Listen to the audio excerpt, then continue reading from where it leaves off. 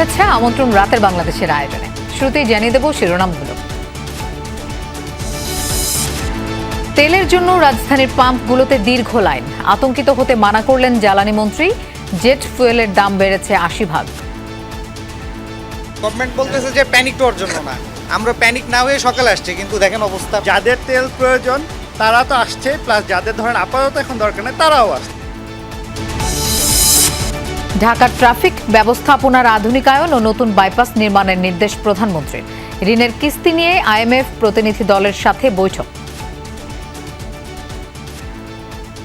April মাসের শেষ নাগাদ স্বল্প মেয়াদী যে সমস্ত পরিকল্পনা নেওয়া হয়েছে সেগুলোর বাস্তবায়ন করতে পারবো। তার ফলে ঢাকা শহরে যানজট সমস্যার অনেকটা নিরসন হবে। অর্থনীতিকে সেই জায়গায় নিয়ে যেতে হলে যে পদক্ষেপগুলো, সেই পদক্ষেপগুলো আমরা ইতিমধ্যে কিছু নিয়েছি। সংবিধান এবং জুলাই আকাঙ্ক্ষার অগ্রাধিকার নিয়ে বিএনপি জামায়াতের পাল্টাপাল্টি। অন্তর্বর্তী সরকারের প্রায় 2 ডজন অধ্যাদেশ সংসদে পাঠানোর সুপারিশ। সংবিধান এবং জন আকাঙ্ক্ষা দুইটাকে সমন্বয় করে সংবিধান অবশ্যই সবার থেকে এগিয়ে থাকে। জুলাই আকাঙ্ক্ষাকে সামনে রেখে এই চেতনাকে সমুন্নত রেখে সংবিধানের পরিবর্তন করার দরকার হলে পরিবর্তন হবে। জিজ্ঞাসাবাদের জন্য দিল্লি নেওয়া হয়েছে হাদি হত্যার প্রধান 2 সন্দেহভাজন ফয়সাল ও আলমগীরকে। দেশে ফিরিয়ে এনে বিচার সরকারের অগ্রাধিকার। অনিয়মের দায়ে কলেজ রোডের আরও 2 হাসপাতাল বন্ধের সিদ্ধান্ত। যমুনা টেলিভিশনের নিউজের পর থেকেই তৎপর স্বাস্থ্য অধিদপ্তর। এছাড়াও রাতের বাংলাদেশে আরও থাকছে। মানব পাচারের মামলায় ১/১১ আলোচিত সেনা কর্মকর্তা মাসুদ উদ্দিন চৌধুরীর 5 দিনের রিমান্ড। হত্যা মামলায়ও পরোয়ানাভুক্ত আসামি তিনি।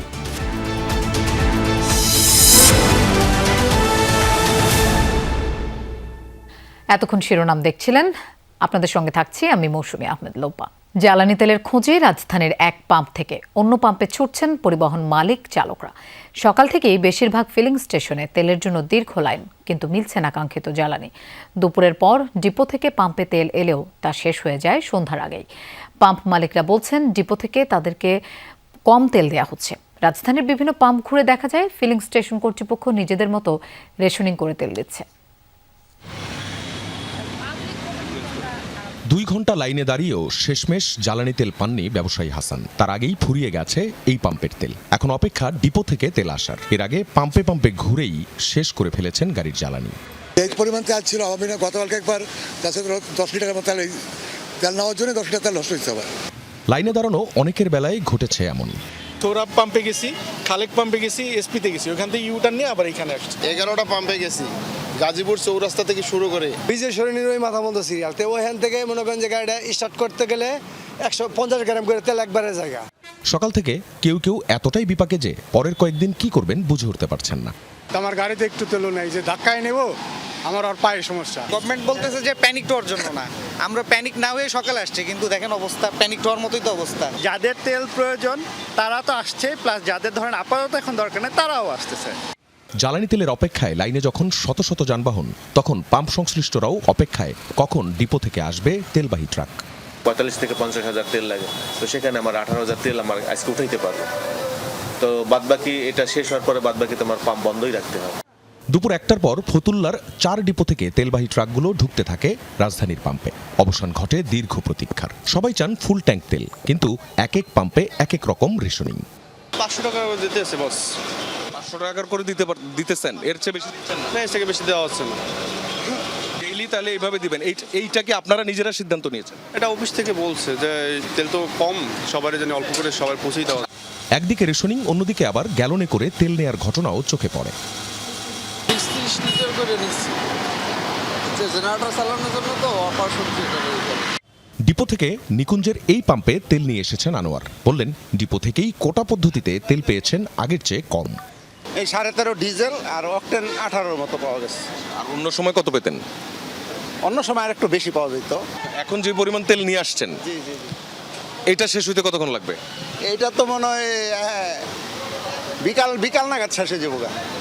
এদিকে যখন তেলের জন্য লম্বা লাইন, তখন ফতুল্লার তেলের ডিপোগুলোতে অপেক্ষায় শত শত ট্রাক। ডিপো বলছে আগের বছরের এ সময়ের তুলনায় 20% তেল কম দিয়ে রেশনিং করছে তারা। তেল নিয়ে আতঙ্কিত না হওয়ার পরামর্শ বিদ্যুৎ ও জ্বালানি মন্ত্রীর। তিনি আবারও জানান, দেশে তেলের পর্যাপ্ত মজুদ রয়েছে। হঠাৎ করে মানুষ হুমড়ি খেয়ে পড়ছে পেট্রোল পাম্পে। আমরা তো একটা প্রসেসের পেট্রোল পাম্প চলে, আমরা যেভাবে তেল দেশে বাড়িতে দেয় সেই নিয়মের এখন ভেঙে পড়ছে সেই নিয়মটা। যারা নাকি সারা দিনে যে তেল বিক্রি করতো সেই তেল 3 ঘন্টায় শেষ করে ফেলছে। তো ন্যাচারাল তেল শেষ হয়ে যাবে। তো তেলের জন্য লাইনে থাকা অনেক চালক অবশ্য বলছেন তারা অতিরিক্ত নিচ্ছেন না, উল্টো যতটুকু দরকার ততটাই পাচ্ছেন না। না, চাহিদা মতো পাচ্ছি না ভাইয়া, একটু বলেন আমাদের বাড়ায় দিতে। বারবার আসা তো খুব বাজে অবস্থা। আখলাকুস সাফা, যমুনা নিউজ, ঢাকা। ট্রাফিক ব্যবস্থার উন্নয়নে ঢাকার চারপাশে নতুন বাইপাস, শহরের ভেতরে ওভারপাস ও আন্ডারপাস নির্মাণের মতো বেশ কিছু পরিকল্পনা হাতে নিয়েছে সরকার।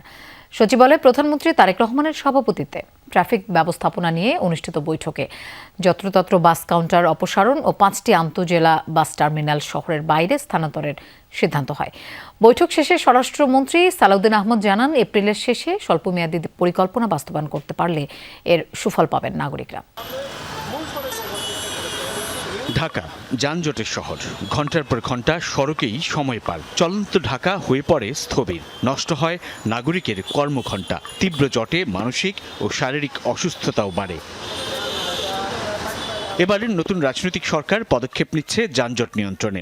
ঈদের ছুটির পর প্রথম কর্মদিবসেই ঢাকা শহরের যানজট নিয়ন্ত্রণ ও ট্রাফিক ব্যবস্থাপনা আধুনিকায়নের লক্ষ্যে প্রধানমন্ত্রী তারেক রহমানের সভাপতিত্বে সচিবালয়ে মন্ত্রিপরিষদ বিভাগে সভা অনুষ্ঠিত হয়। প্রায় 3 ঘন্টার এই বৈঠকে যোগ দেন স্বরাষ্ট্রমন্ত্রী, সড়ক পরিবহন ও সেতুমন্ত্রী, ঢাকার 2 সিটি প্রশাসক, পুলিশের আইজি সহ ঊর্ধ্বতন কর্মকর্তারা। বৈঠক শেষে স্বরাষ্ট্রমন্ত্রী জানান, কর্মঘণ্টা যেন নষ্ট না হয় সেজন্য ব্যাপক পরিকল্পনা হাতে নিয়েছেন প্রধানমন্ত্রী।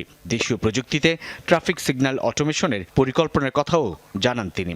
এপ্রিল মাসের শেষ নাগাদ মোটামুটি স্বল্প মেয়াদী যে সমস্ত পরিকল্পনা নেওয়া হয়েছে সেগুলোর বাস্তবায়ন করতে পারবো। তার ফলে ঢাকা শহরে যানজট সমস্যার অনেকটা নিরসন হবে স্বল্প মেয়াদে। তারপরে মধ্যমেয়াদী এবং দীর্ঘমেয়াদী পরিকল্পনাগুলো বাস্তবায়ন করলে আশা করা যায় এই আমাদের ট্রাফিক সিস্টেমের একটা ব্যাপক উন্নয়ন হবে। ঢাকার 2 সিটির প্রশাসক জানান, ট্রাফিক সমস্যা সমাধানে কিছু বিষয় চিহ্নিত করে সমন্বিতভাবে তা সমাধানের উদ্যোগ নেওয়া হচ্ছে। ট্রাফিক সমস্যাটা যেটা আছে এগুলো গাইড কিছু পিন পয়েন্ট করেছেন, এগুলো সমস্যার সমাধান দরকার। অটোরিকশা আছে, এর মধ্যে মেন রাস্তায় ফুটপাথগুলো আছে, এগুলো নিয়ে বিস্তার আলাপ আলোচনা হয়েছে, আমাদেরকে টাইম ফ্রেম বেঁধে দিয়েছে। এর আগে প্রধানমন্ত্রীর সভাপতিত্বে বৈঠক অনুষ্ঠিত হয় প্রবাসী কল্যাণ ও বৈদেশিক কর্মসংস্থান মন্ত্রণালয়ের। বৈঠক শেষে প্রতিমন্ত্রী জানান, ইউরোপের যেসব দেশের কনসুলেট সেবা বাংলাদেশে নেই তা নিশ্চিতের তাগাদা দিয়েছেন প্রধানমন্ত্রী। স্টুডেন্টদের ব্যাংক গ্যারান্টি বা ব্যাংক সলভেন্সির সাপোর্ট হিসেবে 10 লক্ষ টাকার একটা ঋণ দেওয়ার নির্দেশনা প্রধানমন্ত্রী দিয়েছেন, এবং সেটা আমাদের মন্ত্রণালয়ের যে একটা ব্যাংক আছে প্রবাসী কল্যাণ ব্যাংক, ওই ব্যাংকই ডেডিকেটেড করতে বলেছেন। এর আগে ঈদের ছুটির পর প্রথম কর্মদিবসে সকাল 9:01 সচিবালয়ে প্রবেশ করেন প্রধানমন্ত্রী তারেক রহমান। সাইফুদ্দিন রবিন, যমুনা নিউজ, ঢাকা। জ্বালানি সহ চলমান যুদ্ধ পরিস্থিতিতে অর্থনৈতিক চ্যালেঞ্জ মোকাবেলায় IMF-এর সহায়তা চেয়েছে বাংলাদেশ। এ বিষয়ে আশ্বাসও পাওয়া গেছে সংস্থাটির কাছ থেকে। সকালে সচিবালয়ে IMF-এর এশিয়া প্যাসিফিক ও দক্ষিণ এশিয়ার পরিচালক কৃষ্ণ শ্রীনিবাসনের সাথে বৈঠক শেষে একথা জানান অর্থমন্ত্রী আমির খসরু মাহমুদ চৌধুরী। বিএনপি সরকার গঠনের পর IMF-এর কোনো প্রতিনিধি দলের প্রথম সফর। সকালে সচিবালয়ে প্রধানমন্ত্রী তারেক রহমানের সাথে সৌজন্য সাক্ষাৎ করেন IMF-এর প্যাসিফিক ও দক্ষিণ এশিয়ার পরিচালক কৃষ্ণ শ্রীনিবাসন। পরে অর্থ মন্ত্রণালয়ে বৈঠক করেন অর্থমন্ত্রী আমির খসরু মাহমুদ চৌধুরীর সাথে। ঘণ্টাব্যাপী বৈঠক শেষে অর্থমন্ত্রী জানান, বিএনপির নির্বাচনী ইস্তেহারে অর্থনৈতিক যে সংস্কারের কথা বলা হয়েছে তা বাস্তবায়নের বিষয়ে আলোচনা হয়েছে। জানান, চলমান যুদ্ধ পরিস্থিতিতে জ্বালানি সহ অর্থনৈতিক চ্যালেঞ্জ মোকাবেলায় সহযোগিতার আশ্বাস দিয়েছে IMF। যুদ্ধের প্রেক্ষাপট আছে, তারপরে ব্যাংকিং সেক্টরে চ্যালেঞ্জ আছে, ক্যাপিটাল মার্কেটের চ্যালেঞ্জ আছে, GDP ট্যাক্স জিডিপিটা আমরা সবচেয়ে একেবারে নিম্ন পর্যায়ে, এটাতে ইমপ্রুভমেন্টের ব্যাপারে আমরা কি করতে পারি। জ্বালানি আমদানিতে যে অতিরিক্ত অর্থ হবে সেটির যোগান কিভাবে দেবেন আপনাদের পরিকল্পনা? সেগুলো আলোচনায় হয়েছে। All countries are facing uncertainty, and that's the thing. So the war is an uncertainty for every country, and Bangladesh is in the same position. মন্ত্রী বলেন, খারাপ অর্থনৈতিক পরিস্থিতিতে দায়িত্ব গ্রহণ করেছে বিএনপি।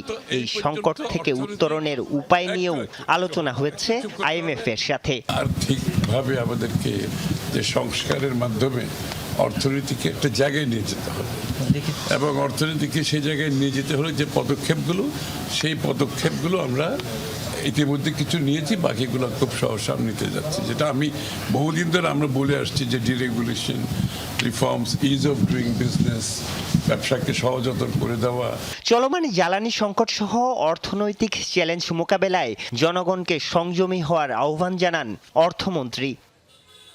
আরিফুর রহমান সবুজ, যমুনা নিউজ, ঢাকা।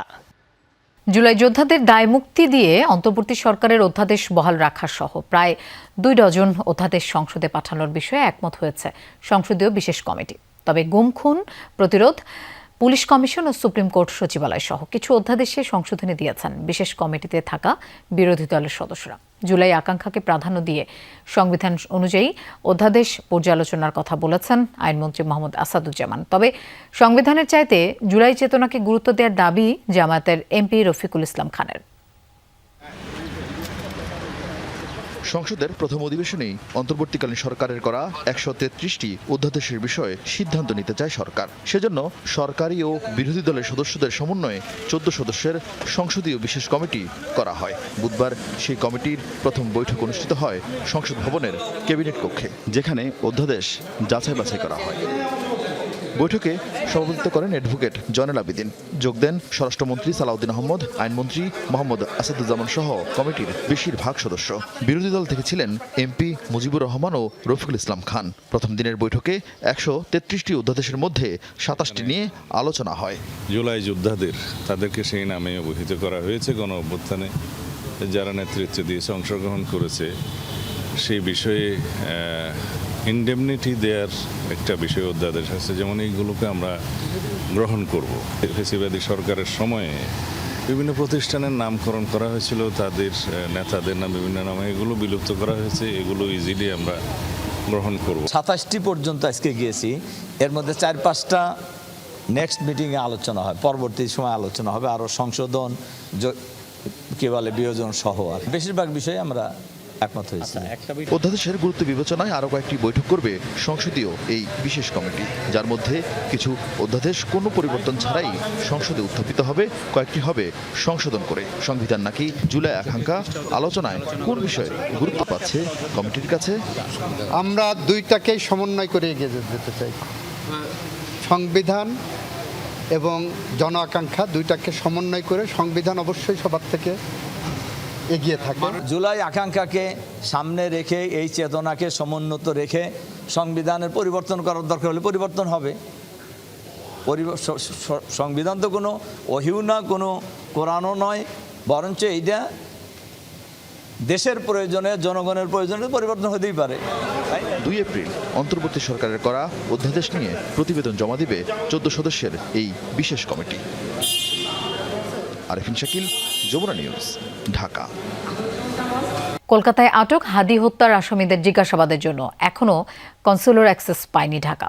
পররাষ্ট্র প্রতিমন্ত্রী বলছেন, তাদের ফিরিয়ে এনে বিচার কার্যকর করা সরকারের অগ্রাধিকার। আর প্রতিবেশী দেশটি থেকে জ্বালানি আনার ব্যাপারেও সবুজ সংকেত মিলেছে বলে দাবি করেন তিনি। ইনকলাব মঞ্চের আহ্বায়ক প্রয়াত ওসমান হাদি হত্যায় সন্দেহভাজন ফয়সাল ও আলমগীরকে গ্রেপ্তারের পর 2 সপ্তাহে রিমান্ডে নিয়েছিল কলকাতা পুলিশ। তারপর দ্বিতীয় দফায় জেল গেটে আরও জিজ্ঞাসাবাদের জন্য তাদের দিল্লিতে নিয়েছে দেশটির গোয়েন্দা সংস্থা। আর ঈদের আগে তাদের ভারতে পালাতে সহায়তার দায়ে ফিলিপকে আটক করে জিজ্ঞাসাবাদ শুরু করেছে কলকাতা পুলিশ। ফয়সাল ও আলমগীর গ্রেপ্তারের পরপরই তাদের তথ্য যাচাইয়ে কনসুলার সুবিধা চেয়েছিল ঢাকা। 2 সপ্তাহ পার হলেও এখনো তার কোনো সুরাহা হয়নি। ভারত বলতে পারবে ভালো কেন এতদিন সময় লাগছে। তো আমরা তাদেরকে পুশ করছি, কারণ যেহেতু এটা বাংলাদেশের নাগরিক হত্যা হয়েছে, হত্যাকারী ভারত অ্যারেস্ট হয়ে থাকে, আসামিকে দেশে ফিরিয়ে আনা সাজা দেওয়াটা আমাদের টপ মোস্ট প্রায়োরিটি এই হাদি হত্যার ব্যাপারে, এবং সেটা বিচার আমরা নিশ্চিত করবো ইনশাল্লাহ। মধ্যপ্রাচ্যে চলমান অস্থিরতায় ভারত থেকে এক দফা পাইপলাইনে 5,000 মেট্রিক টন ডিজেল এনেছে বাংলাদেশ। আরও আনতেও ইতিবাচক ঢাকা ও দিল্লি। আমরা যত জানি এটা গ্রিন সিগন্যাল আমরা পেয়েছি। ইরান ইসরায়েল যুদ্ধে আটকা পড়েছেন অনেক বাংলাদেশি, এরই মধ্যে অনেকে দেশেও ফিরেছেন। ইরানে এখনো সব বাংলাদেশি নিরাপদে আছেন বলে দাবি শামা ওবায়দের। ইরানে আমাদের 2000 এরকম আমাদের বাংলাদেশি আছে, তার মধ্যে বেশ কিছু সংখ্যক স্টুডেন্ট আছে। আজকে যা আমাদের খবর, সেই আজকে পর্যন্ত তারা নিরাপদে আছে। এমন একটা অবস্থা হয় যে লাইফ রিস্ক হচ্ছে, সেই জায়গায় আমরা অবশ্যই তাদেরকে, আমাদের মিশন ওখানে কাজ করছে, আমরা তাদেরকে ফিরিয়ে নিয়ে আসবো। সম্প্রতি 1971-এ পাকিস্তানের গণহত্যার স্বীকৃতি চেয়ে প্রস্তাব উঠেছে মার্কিন কংগ্রেসে। এই স্বীকৃতি আদায়ে সরকার তৎপর হবে কিনা জানতে চান সাংবাদিকরা। গণহত্যার বিষয়ে কিন্তু আমরা অলরেডি কিন্তু সরকার থেকে একটা কর্মসূচি নেওয়া হয়েছে 25শে মার্চ রাতে, সেটা প্রক্রিয়া চলমান আছে। বাংলাদেশের স্বাধীনতা, সার্বভৌমত্ব, বাংলাদেশের লিবারেশন ওয়ারের একটি বিশাল একটি জায়গা জুড়ে আছে, তো সেটা অবশ্যই আমরা বিএনপি সরকার সেটা পার্সু করবে। মাহফুজ মিশু, যমুনা নিউজ, ঢাকা। এনআইসিইউতে রোগী ভর্তি, কিন্তু দেখা মেলেনি চিকিৎসকের। সব রোগী সরকারি হাসপাতাল থেকে ভাগিয়ে আনা হয়েছে। এমন নানা অনিয়মে বন্ধ করে দেয়া হলো রাজধানীর কলেজ গেটের টিজি হাসপাতাল। পাশাপাশি বন্ধ করে দেওয়া হয়েছে যমুনা জেনারেল হাসপাতালের আইসিইউ ও এনআইসিইউ। সকালে মুক্তিযোদ্ধা টাওয়ারে 5টি বেসরকারি হাসপাতালে অভিযান চালায় স্বাস্থ্য অধিদপ্তর। হাসপাতালের নাম ট্রাস্ট সেন্টার, যা পরিচিত টিজি নামে। তবে ট্রাস্ট বা বিশ্বাস করার মতো কিছুই নেই এখানে। ওয়ার্ড বা কেবিনে নেই কোনো রোগী, খালি পড়ে আছে অপারেশন থিয়েটার। শুধু এনআইসিইউতে ভর্তি 4 শিশু, নেই কোনো চিকিৎসক। রোগীর ব্যবস্থাপত্রেও নেই চিকিৎসকের স্বাক্ষর। এছাড়া আরও নানা অনিয়ম পান স্বাস্থ্য অধিদপ্তরের কর্মকর্তারা। ডাক্তার কই?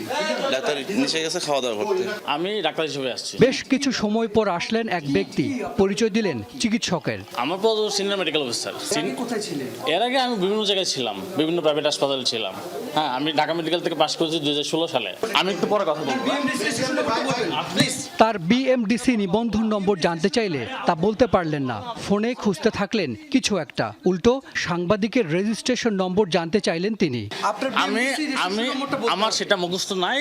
আমাকে ডাক্তাররা আমাকে ওই পরিচালক সহ চিন্তা। আপনি বিএমডিসি রেজিস্ট্রেশন নম্বর ভুলে গেছেন, এটা আপনার জন্য কত বড় লজ্জা। পরে এই হাসপাতাল বন্ধ করে দেয় স্বাস্থ্য অধিদপ্তর। এনআইসিইউ থেকে রোগীদের সরিয়ে নেওয়া হয়। আমরা এখানে নিয়ে আসছি। আমি 25,000 টাকা দিন কইতাম, আমি বললাম গরিব মানুষ। সিট না পাওয়ার পরে অ্যাম্বুলেন্সের ড্রাইভারই আমাদের এখানে দেখাই দিয়েছে, এখানে নিয়ে আসা হয়েছে। পাশের যমুনা জেনারেল হাসপাতালেরও একই অবস্থা, সেটিরও এনআইসিইউ বন্ধ করে দেওয়া হয়। কোনো সিনিয়র ডাক্তার আসে নাই, আর এখানে কোনো চিকিৎসা দিচ্ছে না। তারা বলছে যে 2টার দিকে আসবে, 3টার দিকে আসবে। এই বাচ্চাকে অক্সিজেন ছাড়া বের করলে যে কোনো সময় যে কোনো কিছু হতে পারে।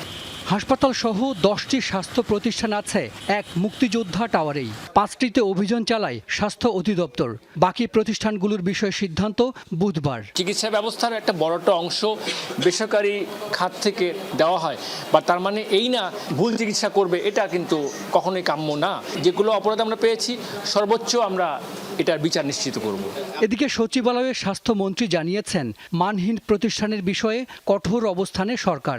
আজকে থেকে আমাদের ডাইরেক্টর হসপিটাল বাকি সমস্ত ক্লিনিকগুলিতে ভিজিট করবে, তাদের লাইসেন্সগুলি চেক করবে, এক্সিস্টেন্ট ডাক্তার আছে কিনা, সমস্ত যা যা থাকার দরকার এগুলি চেক করে, যেগুলি না পাবো আমরা লাইসেন্স বাতিল করে দেব। রাজধানীর কলেজ গেটের ডক্টরস কেয়ার হাসপাতালে 8ম শ্রেণী পাশ কর্মচারী ও দালালরা অস্ত্রোপচার করে। এ বিষয়ে সোমবার সংবাদ প্রচার করে যমুনা টেলিভিশন। পরে স্বাস্থ্যমন্ত্রী নিজে অভিযান চালিয়ে হাসপাতালটি বন্ধ করে দেন। এই হাসপাতালটি বন্ধ করে দেওয়া হলো, কিন্তু কতদিনের জন্য? 2 দিন, 4 দিন, 5 দিন, কিংবা 1 মাস? এরপর হয়তো এটি আবারও খোলা হবে, হয়তো ভিন্ন নামে। সিস্টেমের সংশোধন যদি না করা হয়, তাহলে দেশে কোনো আলোচিত একটি ঘটনা ঘটবার পরে অ্যাকশন নেয়ার যে রীতি, সেটি আসলে চলতেই থাকবে। তাই দরকার সিস্টেমের সংশোধন। হাসান মিসবা, যমুনা নিউজ, ঢাকা।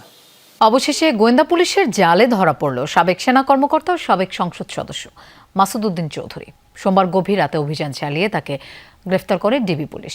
মঙ্গলবার দুপুরে পুলিশ জানায় পল্টন থানার মানব পাচার মামলায় গ্রেফতার দেখানো হয়েছে মাসুদ উদ্দিন চৌধুরীকে। বিকেলে রাজধানীর সিএমএম কোর্টে তোলা হয় তাকে। এ সময় মানব পাচারের মামলায় 5 দিনের রিমান্ড মঞ্জুর করেছেন আদালত।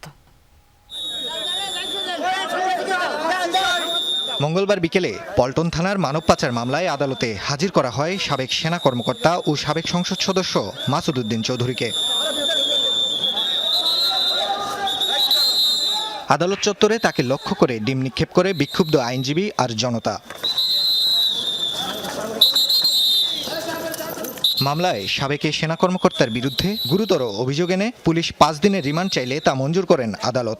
যে লোকগুলোকে তারা বিদেশে পাঠিয়েছে, সেই যে লোকগুলো সেখানে মানবতা জীবনযাপন করেছে, তাদেরকে অমানবিক নির্যাতন করা হয়েছে। তদন্তকারী কর্মকর্তা তার বিরুদ্ধে 5 দিনের রিমান্ড মঞ্জুর চেয়েছিলেন, প্রার্থনা করেছিলেন। বিজ্ঞ আদালত এই 5 দিনের রিমান্ড মঞ্জুর করে তাকে জিজ্ঞাসাবাদ করার জন্য তদন্তকারী কর্মকর্তার হাতে ন্যস্ত করেন। আমি মনে করি আমরা ন্যায় বিচার হতে বঞ্চিত হয়েছি। আইনের শাসন সেখানে প্রতিষ্ঠিত হয়নি, ন্যায় বিচার প্রতিষ্ঠিত হয়নি। আমরা আজকের যে অর্ডার বা আদেশ হয়েছে তার এগেইনস্টে আমরা উচ্চ আদালতে যাব। অভিযোগে বলা হয় আসামি মাসুদ উদ্দিন চৌধুরী মালয়েশিয়ার মানব পাচারের মূল হোতা। সোমবার গভীর রাতে গোয়েন্দা পুলিশের অভিযানে বারিধারা ডিওএইচএস এলাকা থেকে গ্রেফতার করা হয় তাকে। গোয়েন্দা হেফাজতে নেয়ার পর এই বিষয়ে বিস্তারিত জানাতে মঙ্গলবার দুপুরে ডিএমপি মিডিয়া সেন্টারে ব্রিফিং করে পুলিশ।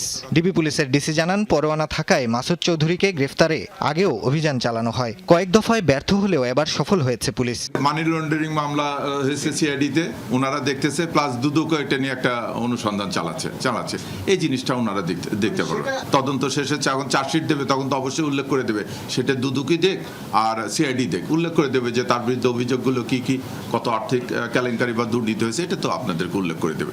ডিবি পুলিশ বলছে 1/11-এর পরদিন তৎকালীন সেনা সমর্থিত তত্ত্বাবধায়ক সরকার গঠনে কুশীলবের ভূমিকায় ছিলেন সাবেক এই সেনা কর্মকর্তা। 1/11-এ মাসুদ উদ্দিন চৌধুরীর সংশ্লিষ্টতার প্রশ্নে ডিবি প্রধান জানান সংশ্লিষ্ট বিষয়ে অভিযোগ দায়ের হলে ব্যবস্থা নেওয়া হবে। কেউ ওনার দ্বারা ক্ষতিগ্রস্ত হয়েছে, সে ক্ষতিগ্রস্ত, যে কারো অধিকার আছে আইনের আশ্রয় নিয়ে, এখনো যদি নেয় আমরা তাকে ওয়েলকাম জানাবো। নাফিজ আলম চয়ন, যমুনা নিউজ, ঢাকা। ব্রাহ্মণবাড়িয়ার নাসিরনগরে নির্বাচনী বিরোধের জের ধরে বিএনপির 2 সমর্থক গ্রুপের সংঘর্ষে 2 জন নিহত হয়েছেন। আহত হয়েছেন অন্তত 40 জন।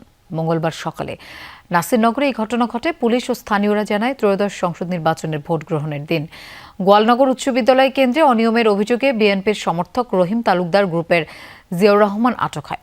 পরে ভ্রাম্যমাণ আদালত তাকে 10 দিনের কারাদণ্ড দেয়। সম্প্রতি এই নিয়ে বিএনপি সমর্থক কাশেম মিয়া গ্রুপের শিশু মিয়া নামে একজনকে দায়ী করে তাকে মারধর করে জিয়াউর। এর জেরে গেল সপ্তাহে 1 দফা সংঘর্ষের পর আজ আবারও সংঘাতে জড়ায় 2 পক্ষ। একই দিন জেলার কসবায় দিন ইসলাম নামে এক ব্যক্তিকে বাড়ি থেকে তুলে নিয়ে পিটিয়ে হত্যা করা হয়েছে। এদিকে মাদারীপুরের রাজৈরে সালিশ বৈঠকে একজনকে কুপিয়ে হত্যা করেছে প্রতিপক্ষের লোকজন। সংঘর্ষ হয়েছে পাবনার বেড়া উপজেলাতেও। পবিত্র মাহে রমজান ও ঈদ উল ফিতরের ছুটি শেষে শ্রেণী কার্যক্রম শুরুর পরবর্তী 10টি শনিবার বিদ্যালয় খোলা রাখার নির্দেশনা দিয়েছে প্রাথমিক শিক্ষা অধিদপ্তর। মঙ্গলবার প্রাথমিক শিক্ষা অধিদপ্তরের মহাপরিচালক আবু নূর মোহাম্মদ শামসুজ্জামান জানান, সবার সাথে কথা বলে এই সিদ্ধান্ত নেওয়া হয়েছে। শিক্ষকদের সাথেও আলোচনা করা হয়েছে। গেল 19 মার্চ থেকে এসব শিক্ষা প্রতিষ্ঠানে টানা 40 দিনের ছুটি শুরু হয়। সেই হিসেবে আগামী রোববার স্কুলগুলো খোলা হবে। তবে পরের শনিবার থেকে টানা 10 সপ্তাহের প্রতি শনিবার খোলা থাকবে স্কুল। 10 দিন শনিবার যদি আমরা এক্সট্রা ক্লাস নিই তাহলে এই গ্যাপটা পূরণ করা যাবে। সেই অনুপাতেই মন্ত্রণালয় থেকে সিদ্ধান্ত এসেছে এবং আমরা পরবর্তী যে 10টা শনিবার ক্লাস নেওয়ার সিদ্ধান্ত নিচ্ছি।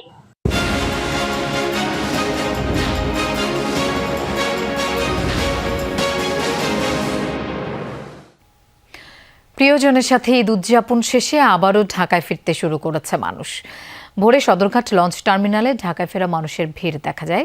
দক্ষিণাঞ্চলের বিভিন্ন এলাকা থেকে সন্ধ্যায় ছেড়ে আসা লঞ্চ ভোরের দিকে সদরঘাট টার্মিনালে পৌঁছায়। এ সময় যাত্রীরা জানান, পরিবারের সবাইকে নিয়ে খুশির ঈদ উদযাপন শেষে নির্বিঘ্নে ফিরেছেন ঢাকায়। ছুটি শেষে আবারও কর্মদিবস শুরু হওয়ায় অনেকেই আজই অফিসে যোগ দেন। মাঝে 2 দিন কর্মদিবসের পর আবারও 3 দিনের ছুটি থাকায় পরিবারের অনেক সদস্যই আগামী শুক্র ও শনিবার ঢাকায় ফিরবেন বলে জানান তারা। ঈদের ছুটি শেষ হওয়ায় সড়ক পথেও ছিল ঢাকায় ফেরা মানুষের চাপ। দেশের বিভিন্ন প্রান্ত থেকে বাসে করে ঢাকায় ফেরেন অনেকে। রাজধানীর মহাখালী সহ বিভিন্ন টার্মিনালে দেখা গেছে যাত্রীদের ভিড়। এদিকে ঈদের ছুটিতে যারা বাড়ি যেতে পারেননি তাদের অনেকেই আজ বাড়ি গেছেন। রাজধানী ছাড়ার সময় তারা বলেন ভোগান্তি এড়াতে ঈদের আগে বাড়িতে যাননি, এখন প্রিয়জনের সঙ্গে ঈদের আনন্দ ভাগাভাগি করতে ঢাকা ছাড়ছেন। 18 বছর পরে 26শে মার্চ অনুষ্ঠিত হবে স্বাধীনতা দিবসের কুচকাওয়াজ। আর সেই কুচকাওয়াজে বাংলাদেশ বিমান বাহিনীর অ্যারোবেটিক শো সবসময় দর্শকদের মূল আকর্ষণ। তবে আকাশ ছোঁয়ার আগের এই সময়গুলোতে পাইলট এবং ক্রুদের প্রস্তুতি থাকে অত্যন্ত কঠোর এবং সুশৃঙ্খল। আকাশে অ্যারোবেটিক শো এর নেপথ্যের প্রস্তুতি নিয়ে বিস্তারিত জানাচ্ছেন সহকর্মী লামিয়া তিথি।